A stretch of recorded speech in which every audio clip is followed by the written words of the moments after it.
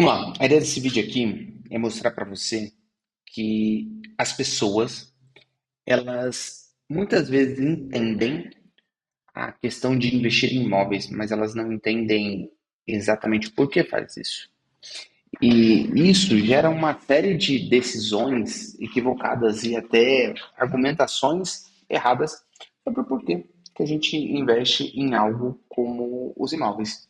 Então, a ideia desse vídeo é trazer um assunto um tanto mais econômico, a fim de trazer à luz o motivo que a gente investe em imóvel. Fechado? Se o som não está no melhor dos mundos, eu estou em mudança, então a gente está num lugar ainda um tanto improvisado. Mas vamos lá. Queria mostrar para você uma. Compartilhar minha tela aqui com uma apresentaçãozinha baseada num livro chamado O que o Governo Fez com o Nosso Dinheiro. Uma coisa que você precisa entender, o dinheiro, ele tem ali muito mais do que um papel apenas de você comprar e vender. Ele não é uma coisa simplesmente acessória. Por quê? Basicamente todas as relações que a gente tem, elas de alguma forma existem através de trocas. E essas trocas, na maioria das vezes, são trocas voluntárias. Então, você entender como funciona a característica de um dinheiro faz você ter ali melhor facilidade de tomar decisões, principalmente quanto à proteção desse dinheiro. E aqui vem uma ideia sobre a estruturação de como surgiu o dinheiro. Então você pode pensar numa grande questão onde numa época não existia o dinheiro propriamente dito, em que as pessoas elas fariam trocas. Porém, essas trocas a gente pode pensar que seria um problema do ponto de vista de escambo. Pensa comigo aqui no exemplo do slide. Tem o carpinteiro, ele faz cadeira e ele quer um peixe. Em contrapartida, o pescador, ele queria uma camiseta e não uma cadeira. Se o carpinteiro chegasse para trocar aquela cadeira por um peixe, o pescador ia falar, cara, não tô afim. E aí você teria que ter uma série de trocas e reviravoltas. Talvez o carpinteiro trocar a cadeira por uma coisa intermediária, essa coisa intermediária seria outra coisa, até chegar na camisa, para ele chegar até o pescador. Você percebe que precisa ter ali, então, existe a necessidade de ter um desejo combinado entre os dois para fazer a troca. E é assim que surge a ideia de você ter um meio de troca padrão, um meio de troca em que todas as pessoas aceitariam. E aí faz sentido a questão de uma moeda, um meio de troca universal, em que você troca cadeira por moedas e moedas por peixe. Quando eu digo moedas, aqui a gente está com um exemplo de moeda de ouro, mas ela poderia ser qualquer outra coisa, tá? Como na história já foi. Você tem a ideia do dinheiro commodity como sal, concha. Você já teve a ideia do dinheiro commodity como gado, pregos, dependendo da situação do lugar. Na cadeia você tem, existem vários relatos, eu nunca fui preso, né, mas existem vários relatos de ter uma moeda de troca como cigarro. Então, tudo isso faz sentido. E aí, entendendo isso, existe uma ideia de que haveria um livre mercado dessas moedas. E o dinheiro sendo apenas uma mercadoria, faria sentido. Para pensar comigo. Se eu quero uma coisa que todas as pessoas aceitarem, se todas as pessoas aceitarem, ótimo. Então faz sentido, por exemplo, ao longo do tempo, eles foram percebendo que eu quero acumular esse dinheiro, porque de repente eu quero poder gastar só no ano que vem, no próximo, ou no próximo, ou até passar para os meus filhos. Então precisa ser uma coisa que não estrague, uma coisa que não tenha muita instabilidade com o tempo, enfim. Então eles pensaram, por exemplo, acabou se tornando metais preciosos, ele tem uma qualidade muito boa para isso, além de ter automaticamente extremamente comum você ver ali a beleza naquilo. Então, de certa forma, é desejável. Então, você criou diversos tipos de moedas pensando em exatamente como uma mercadoria. Então, se você pegar o dólar, a libra, elas consideravam elas, o próprio nome delas, são referências específicas a casos de peso naquela mercadoria. Então, por exemplo, você pega o dólar, se não me engano, é 21 onças de ouro, e assim sucessivamente. Então, por um tempo, o próprio nome, ele dava, o nome da moeda dava uma quantidade de peso de ouro, uma unidade de medida. Era simplesmente uma mercadoria. E aí surge, então, a ideia de pequenas cunhagens, porque se você parar bem para pensar, você vai andar ali com uma pedra de ouro, uma barra de ouro, cada lugar tinha o seu, então foi-se tendo a ideia de uma certificação padrão. Como você tem hoje em dia em diversas situações em que pessoas que não se conhecem, elas definem padrões, o que isso facilita. Então você cria moedas, as cunhagens, de certa forma, é um processo industrial, mas ela é um início ali e ela garante uma certa certificação de que o peso é exatamente aquilo que deveria ser e que a pureza do material também é aquilo que deveria ser. Então, até aí, você pensa, pô, legal. Então, se você imaginar, faria super sentido que as moedas, as casas de moedas iam competir uma com as outras, e se alguma casa de moeda específica ela decidisse fraudar aquilo ali. Então, por exemplo, tem a moeda A, vou usar esse exemplo aqui, e a moeda B. A moeda B, ela percebe assim, cara, e se eu começar a fraudar? Um exemplo, ao invés de cada moeda de ouro minha tiver 20 gramas, e se eu colocar 15 gramas de ouro, eu vou estar lucrando, eu pego 5 gramas a mais toda para cada moeda que eu faço a cunhagem, então isso é excelente. Em algum momento, as pessoas notariam, e aí elas começariam a aceitar menos essa moeda, ou exigir mais pagamento em troca daquilo. Pensa, se eu quero comprar um peixe, esse peixe seria uma moeda de ouro. Mas para a moeda que tem o costume de fraudar, e as pessoas sempre acabam percebendo com o tempo, elas aceitariam somente meio peixe, só pagariam meio peixe por aquela moeda. Isso é uma coisa normal, isso. É uma tendência natural de acontecer. E aí surge, então, a ideia de cunhagens estatais.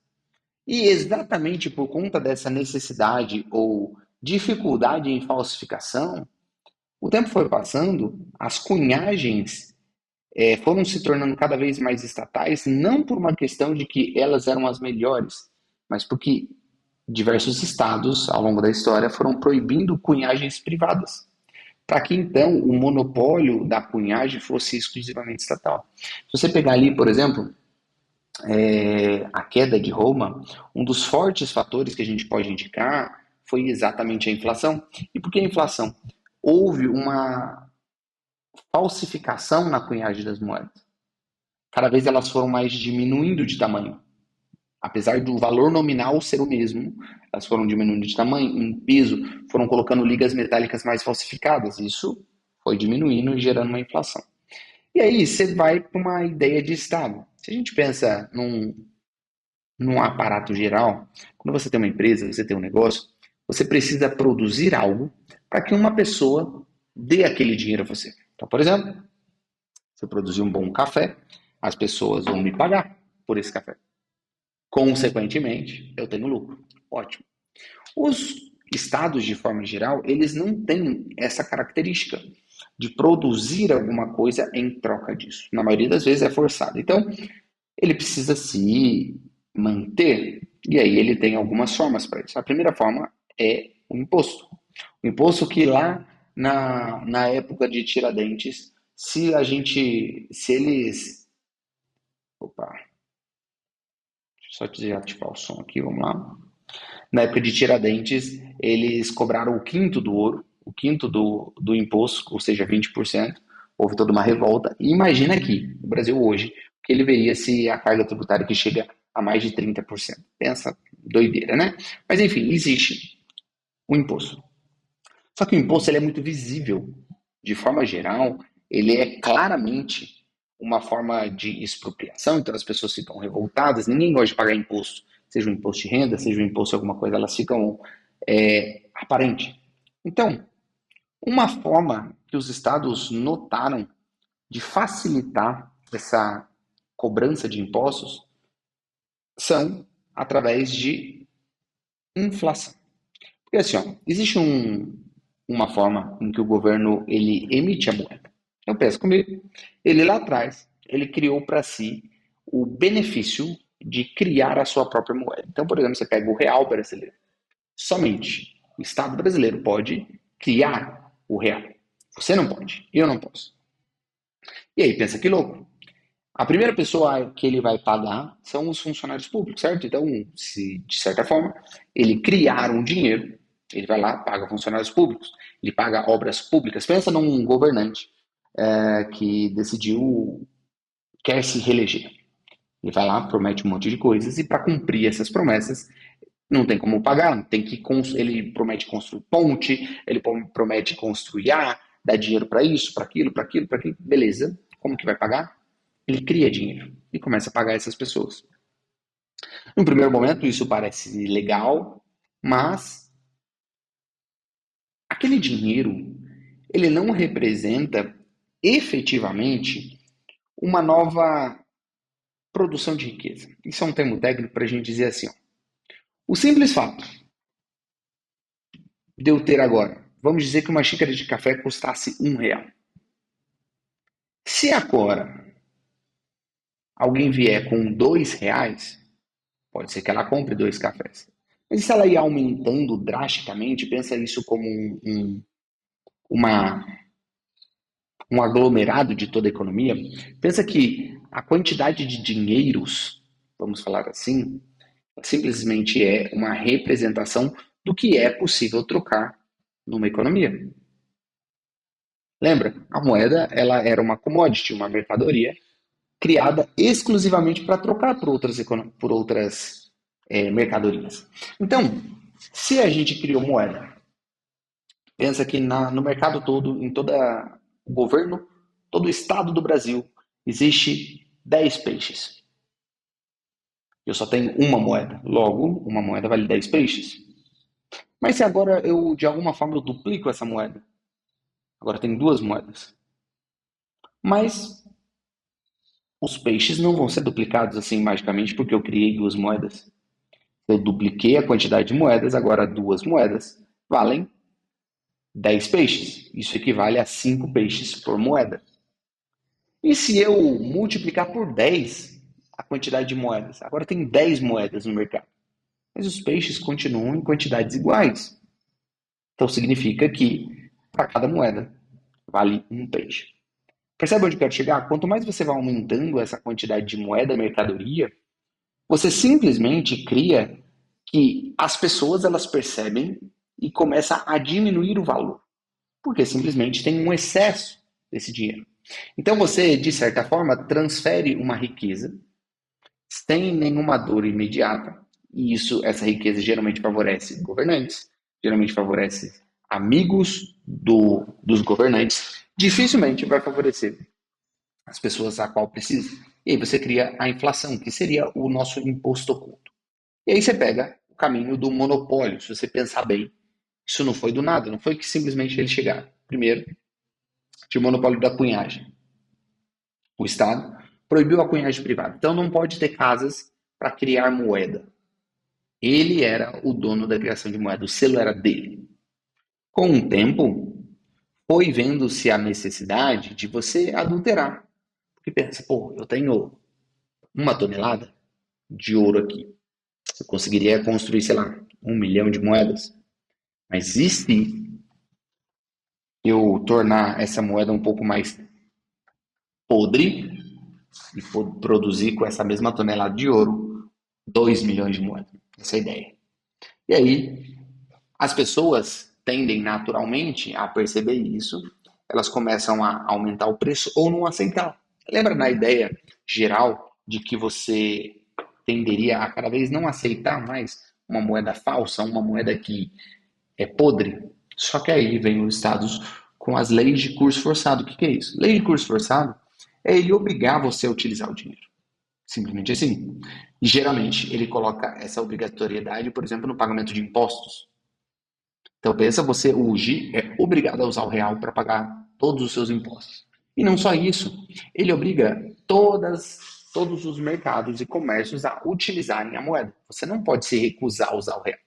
Você pode, em alguns lugares, se recusar a usar o dólar, por exemplo, a usar o euro. Alguém chegar com um dólar para você, você pode não receber. Mas você não pode não receber o real. E isso acontece somente por conta dessa lei, a lei de Gresham, enfim, que é a moeda ruim só expulsa a boa quando o governo fixa uma taxa de câmbio. E isso ele faz com essa obrigatoriedade. Pensa assim, o que é essa taxa de câmbio? Exemplo prático, Argentina. Peso argentino, antes aí, alguns 3 anos atrás talvez, peso argentino cada vez valia menos. Então, automaticamente, as pessoas não queriam ter o dinheiro em peso argentino, porque ele não valia quase nada. Elas preferiam ter dólar. Se o dólar fosse livre, automaticamente as pessoas deixariam de usar peso argentino, usariam dólar. Mas elas eram obrigadas a usar peso argentino para algumas coisas. Percebe? Automaticamente isso tende a acontecer em qualquer moeda. Essa é a lei de Gresham. E aí você entra nas fraudes bancárias. É uma estruturação. Estou simplificando muito aqui, para não ser um vídeo muito longo. Mas o que são as fraudes bancárias? Pensa assim, ó. Beleza, dinheiros foram criados, pelo Estado, inclusive. Só que ainda assim, o dinheiro como mercadoria cria um sério problema. Porque pensa, no passado, a gente usava moeda de ouro. Se você tinha aqui uma certa quantidade, você tinha que carregar saquinhos de ouro para lá. Isso tem ali sérios problemas de armazenagem, de transporte, de contagem em si. Agora, o que é mais fácil de resolver? Pense, se eu faço comércio em alguma cidade, eu vou lá, deposito um dinheiro e recebo notas, como se fossem notas promissórias. Aquele banco garante que eu tenho aquele valor guardado. Com essa nota fiscal, como se fosse um cheque, eu chego na mercearia, compro tal coisa, chego em outro lugar, compro tal coisa. Por quê? Aquelas pessoas vão aceitar aquela nota, aquela promessa. Por quê? Porque simplesmente elas sabem que lá dentro tem aquele dinheiro. Se em algum momento elas quiserem trocar, elas podem. Assim surgem os bancos e assim surge as notas, a cédula, mais propriamente dito. Porque é uma invenção boa, faz muito sentido. Mas os bancos, com o tempo, começaram a perceber uma forma de ganhar dinheiro e eles se juntam com o Estado nisso. Que forma de ganhar dinheiro? Eles perceberam que se eu coloco 10 quilos de ouro lá dentro e pego uma nota promissória, as pessoas vão trocar essas notas. Mas é muito pouco provável que alguém vai lá pegar aquele ouro dentro do banco, trocar aquelas notas pelo ouro. Muito pouco provável. Vai ter sempre alguma quantidade. Mas a maior parte das pessoas não vão fazer isso. Então eles perceberam que eles podiam pegar parte daquele dinheiro e emprestar às outras pessoas a juros. Então pensa assim, ó, eu deixei 10 moedas de ouro lá dentro. Por alguma questão estatística, o banco ele percebeu que provavelmente alguém ia querer pegar no curto espaço de tempo somente 2 moedas, as outras 8 ficariam ali. Ninguém pegaria. E aí o que ele faz? Ele decide então emprestar aquelas outras 8 moedas para outra pessoa. Mas como é que ele emprestaria aquilo? Ele emitiria mais papel moeda,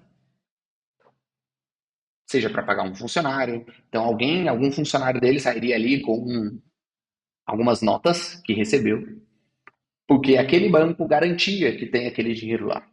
Isso, senhores, é a reserva fracionária. Tudo isso que eu estou falando, é óbvio que é num contexto mais anedótico, mas ele tem um certo fundo de verdade, tá? Então hoje as notas efetivamente não são notas em dinheiro, tudo é digital, não tem ali um depósito físico, mas é essa a ideia. Essa é a ideia de reserva fracionária. O banco não tem todo o dinheiro necessário, se todas as pessoas quiserem sacar dele. Simplesmente não tem. Existe um fundo que é a obrigatoriedade dos bancos, que, se não me engano, que é número de Basileia, gira em torno de 15 a 20%. Ou seja, somente 15 a 20% das pessoas que. Se todas as pessoas do Brasil hoje tivessem a vontade de ir num caixa eletrônico sacar o dinheiro, o banco só teria 15 a 20%. Essas reservas fracionárias que emprestam o ouro depositado enquanto emite recibos durante o resultado, você cria dinheiro do nada e o risco de insolvência banca ou corrida bancária. Então pensa assim, de um lado a gente tinha o governo emitindo moeda mercadoria, criando inflação.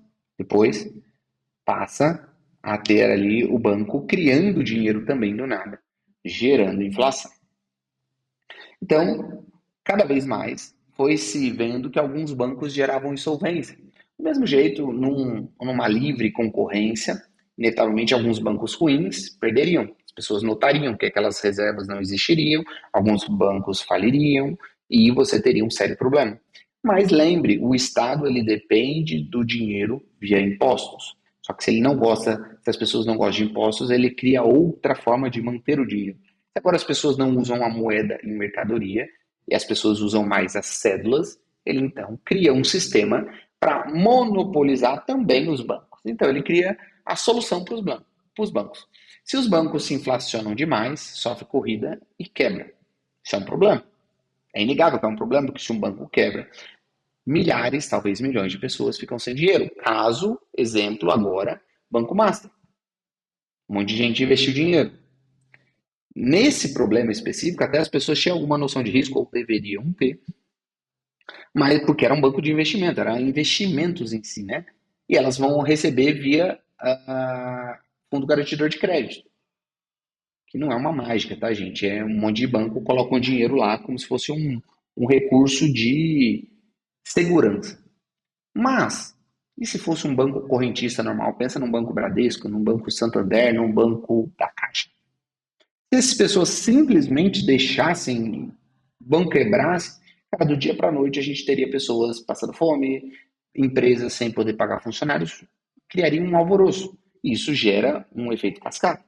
Então a solução é criar um emprestador em última instância. Então pensa assim, existiam vários pequenos bancos, deixa eu mudar essa tela, porque eu acho que essa daqui ficaria melhor. Essa fica bem melhor.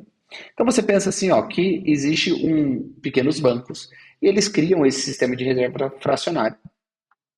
Eles fazem um certo conluio com um grande banco para que, se em última instância eles quebrarem, não tiver essa solvência, vai ter um banco maior que vai emprestar dinheiro para eles, para manter essa solvência e pagar todo mundo. Em troca disso, esses pequenos bancos criam mecanismos para emprestar dinheiro a esse banco maior, vulgo, de uma certa forma, ao Estado, para ele continuar girando. Porque lembra? Estado depende de impostos, mas impostos as pessoas não gostam. Então ele tem que criar inflação. Como que ele cria inflação? Também não é tão simples. Hoje em dia, ele simplesmente, as pessoas perceberam que criar dinheiro do nada simplesmente gera um problema. Então o que, que ele faz? Ele pega empréstimos. Mas quem empresta dinheiro? Bom, num primeiro momento, os bancos. Hoje existe, por exemplo, o Tesouro Direto. Você pode, pessoa física, colocar um dinheiro lá, financiando o governo. Mas, em última instância, quem empresta todo aquele dinheiro que estava reservado aqui? Os bancos. Sacou? Então você cria ali um conluio legal. O Banco Central tem um monopólio de emissão e socorre bancos menores, insolventes. Mas, em consequência, resolve o medo da falência, permitindo que outros bancos inflacionem junto, de forma coordenada. Então, aqui você precisa entender esse jogo. Por que eu estou fazendo essa aula, vamos dizer assim? É para que você entenda efetivamente o jogo que acontece. Porque assim, ó, pensa comigo, gente, toda vez que as pessoas num estado, num governo, estão se dando bem e felizes, geralmente, você tá. Essa é a regra do jogo. A inflação, ela não é igual para todo mundo, como de alguma forma parece. Não é que magicamente, se o governo emitir muita dívida para se financiar, da noite para o dia todas as coisas vão estar caras. Assim como o próprio IPCA, os índices de medição de inflação, Eles não são uma mágica para você, o índice pode ser um, para mim pode ser outro. Por quê? É baseado na minha região, é baseado no que eu consumo, consumo. Então, existe uma ordem, uma cadeia de que algumas pessoas ganham com a inflação, outras pessoas perdem. Isso vem de uma coisa chamada efeito Cantillon. O dinheiro novo não entra na economia de forma neutra. Não é como se houvesse assim, ó, o governo ele decidiu fazer uma ali expansão monetária para concretizar as promessas que ele fez na época de campanha. Então ele decidiu criar US$ 1 bilhão. Um exemplo qualquer. Decidiu criar esse dinheiro. Não é que amanhã esse US$ 1 bilhão está no mercado para todo mundo e todas as coisas estão mais caras automaticamente. Não, as coisas vão sendo paulatinamente. Então, por exemplo, esse 1 bilhão ele decide criar um novo estádio de futebol para receber uma Copa do Mundo ou algo do tipo. Quem é que vai receber esse dinheiro primeiro?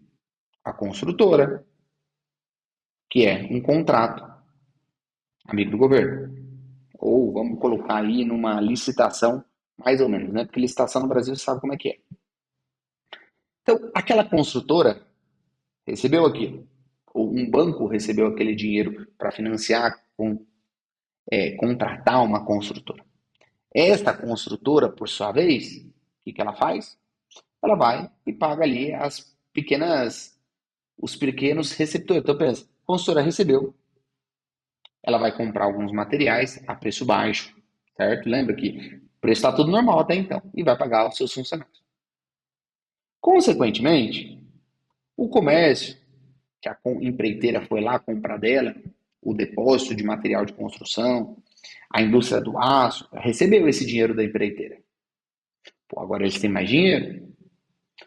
Se as pessoas, se ele recebeu mais dinheiro, ele começa a aumentar o preço, né? Porque tinha muita gente, a empreiteira deu muito dinheiro para ele, então ele decide vender mais caro. Só que não só isso. Agora, os funcionários do comércio, da indústria, têm ali mais dinheiro, eles decidem gastar mais nos mercados, sei lá, no supermercado, numa loja de carro. As pessoas lá fora percebem que está aumentando muito dinheiro, tem muita circulação de dinheiro, e isso não é uma coisa tão racional, tá? As pessoas não pensam, nossa, tem muito dinheiro circulando. Elas fazem simplesmente um cálculo de oferta e demanda. Se você pensar bem, eu sei que, cara, se eu tenho 10 xícaras de café para vender, eu sei que 8 horas da manhã em ponto, todo mundo vem e quer xícara de café. Eles brigam ali, só que eu só tenho 10. Eu vou ficar vendendo a R$ 1 que nem eu vendia antes? Não, eu vou subir o preço. Vou subir para R$ 2, por exemplo. Ainda assim, o café está acabando muito rápido, o pessoal ainda está brigando ali. Talvez faça mais sentido, ao invés de eu trazer mais café, eu simplesmente aumentar o preço. Agora é R$ 5. Pô, agora eu só vendi 8 cafés. Não tem problema. Mas eu ganho muito mais dinheiro. Essa é a estratégia. Você vai subindo o preço por conta da oferta e demanda. Então, o preço, paulatinamente, cada vez que ele vai se afastando do governo, do banco, da empreiteira, ele vai aumentando cada vez mais. É por isso que, geralmente, quem mais ganha é quem é próximo ao governo. E quem mais perde são as pessoas que estão mais afastadas do governo. E quem são as pessoas? As pessoas que são aposentadas. Você percebe que INSS, aposentadorias de forma geral, elas não são corrigidas, mal e mal são corrigidas pela inflação. Então a pessoa vai perdendo poder de compra. O trabalhador assalariado, ele é um dos últimos a receber aquele dinheiro, lá no final. E poupador, o cara que não tem ligação alguma com o governo, ele vai receber lá no final esse dinheiro. Então existe de alguma forma uma transferência de riqueza dos últimos recebedores. Essas pessoas pagaram a conta para que essas aqui e essas aqui tivessem algum benefício financeiro. Então, de certa forma, a gente tem uma falsificação do cálculo econômico e a gente cria bolhas.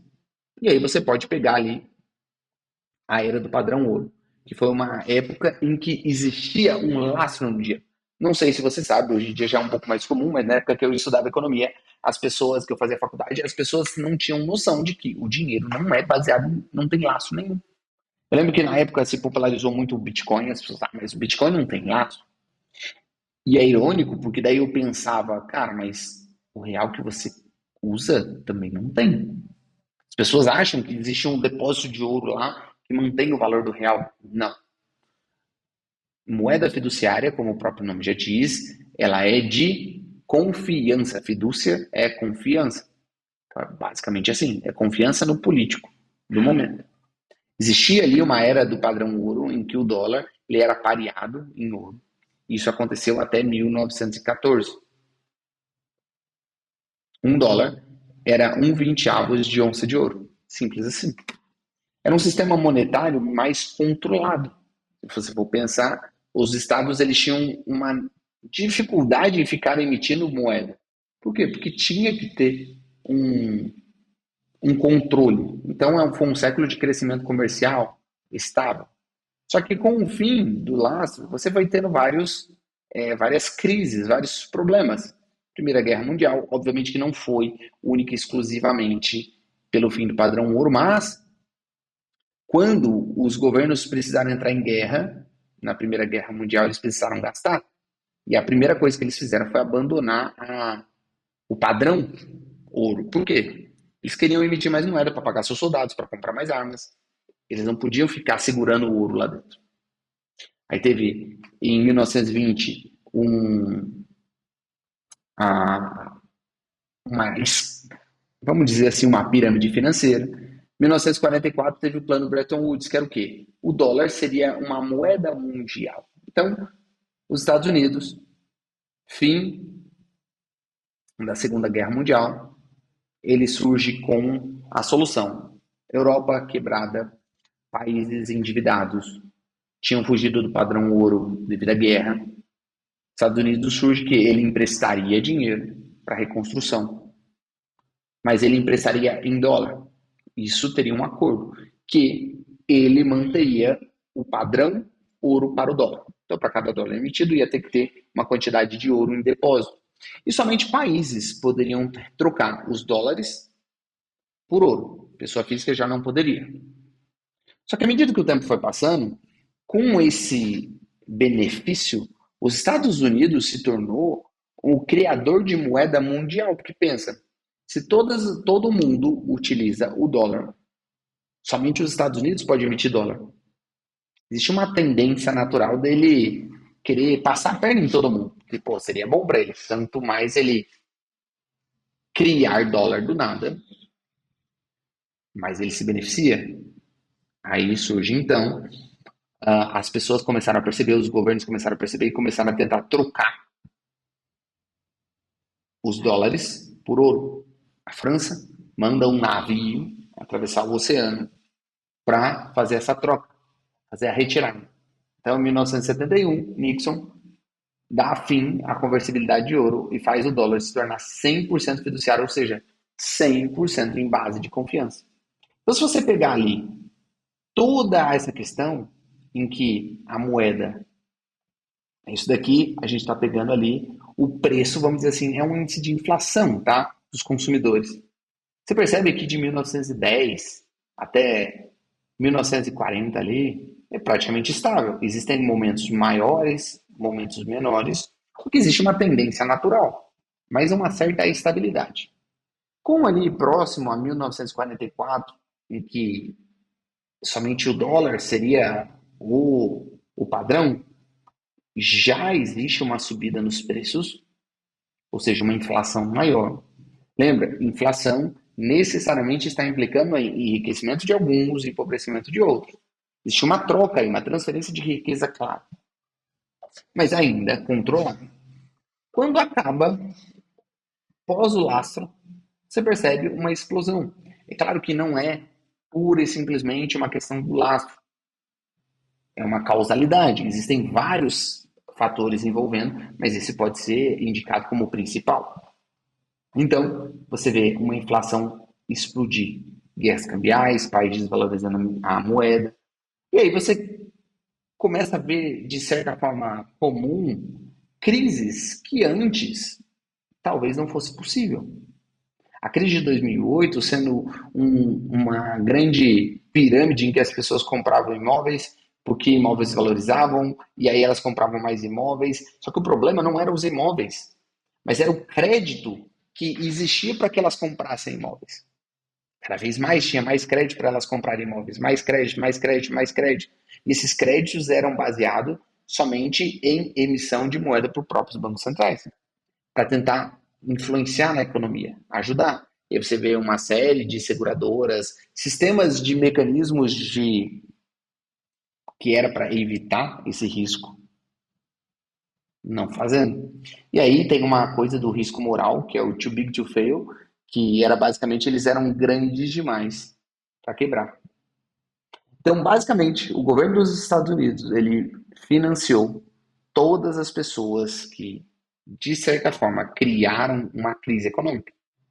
Eles ganharam dinheiro, muito dinheiro, para criar aquela crise. E depois, quando eles quebraram, as pessoas tiveram que pagar para eles continuarem do jeito que está. Então é meio que um risco moral. Eita, não sei falar. Quantitative easing seria esse afrouxamento em que basicamente existe ali mais emissão de crédito. E hoje, basicamente, os bancos centrais, de forma geral, eles têm alguns objetivos. O Banco Central americano ele está lá para criar a estabilidade da moeda. No caso do Brasil, o Banco Central está para criar a estabilidade da moeda e gerar pleno emprego.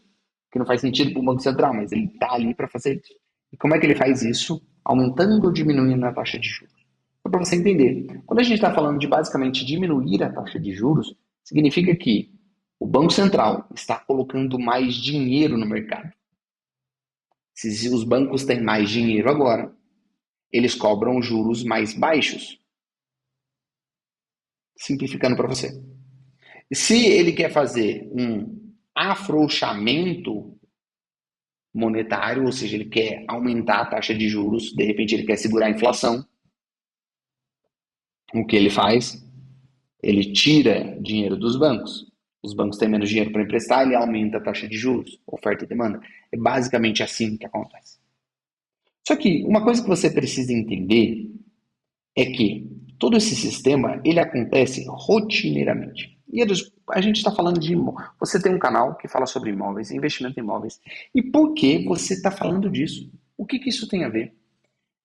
Se você não entender que o dinheiro a qual você trabalha, o dinheiro a qual você usa diariamente, ele é constantemente inflado ou desvalorizado por conta de políticas, decisões, você nunca vai ter nada. Não quero assustar você. Eu não quero falar para você, não, compre Bitcoin e viva numa caverna.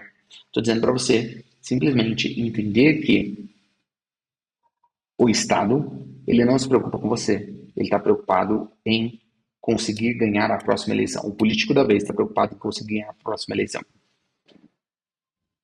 Com isso, você tem somente um caminho. Você não pode não viver de moeda. Recentemente, eu vi um vídeo bem legal em que basicamente a pessoa falava assim, cara, se você tiver uma fazenda de tantos alqueires, fizer uma produção de coelho, você consegue basicamente só viver de carne de coelho. Bem legal. Cara, não é a vida que a maioria das pessoas quer. Então você vai precisar disso. Então você precisa entender, se você é médico, que somente o seu trabalho não vai ser suficiente para manter o seu padrão de vida daqui a 30 anos. Por quê?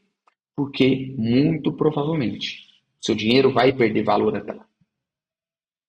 Essa é a realidade de quase todo brasileiro. Você percebe que cada vez mais as pessoas ficam menos dinheiro. Cara, eu falo isso por experiência própria. Há 10 anos atrás, não, um pouco menos, 8 anos atrás, em que não, 10 anos atrás, 10 anos atrás, eu e minha esposa, terceiro sargento da Força Aérea Brasileira, ela ganhava 5 mil reais, 10 mil ao todo. Cara, a gente tinha uma vida que era muito bem comparável a um padrão de vida que a gente tem hoje. Não, não é tão bem comparável, a gente tem um padrão de vida melhor, mas não é tão diferente assim de hoje, com uma renda de 25, 30 mil. O que aconteceu? Você deve ter percebido isso. Talvez você tenha notado que no passado você ganhava muito mais. Você é médico, se você é advogado, se você é assalariado de forma geral, você percebeu isso. Então você precisa, de alguma forma, se proteger disso. Investir é um caminho. Sem dúvida, você precisa investir para que os rendimentos superem a perda. Mas eu vou mais além disso. Você precisa investir em coisas do que a gente chama de economia real. Por quê, Edurs? Porque elas tendem a acompanhar. Então, eu gosto muito da ideia dos imóveis porque você usa todo esse incentivo maléfico que os estados têm. Então, você vai ver, estados têm incentivos para criar crédito Você vai ver todo o governo, ele oferece crédito para a classe média, crédito para a classe mais pobre, para poder comprar imóveis, por exemplo, porque isso incentiva a economia. Você pode se aproveitar desse crédito para fazer investimento. Eles como? Comprando imóvel financiado. Você tem a valorização do imóvel. Ah, Edwards, mas a valorização do imóvel nem é tanto assim, porque é mais para corrigir a inflação. Concordo. Só que daí você tem também a valorização do aluguel. Então você tem uma rentabilidade no aluguel e uma rentabilidade na valorização. Se você ainda foi esperto e comprou imóveis com desconto, como é o caso de imóveis com leilão, esse cenário melhorou ainda mais. Cara, se você quer aprender isso, aqui embaixo, no link na descrição, tem do zero ao patrimônio. Para você aprender a como utilizar o crédito a seu favor. Nos vemos no próximo vídeo. Aquele abraço. Valeu.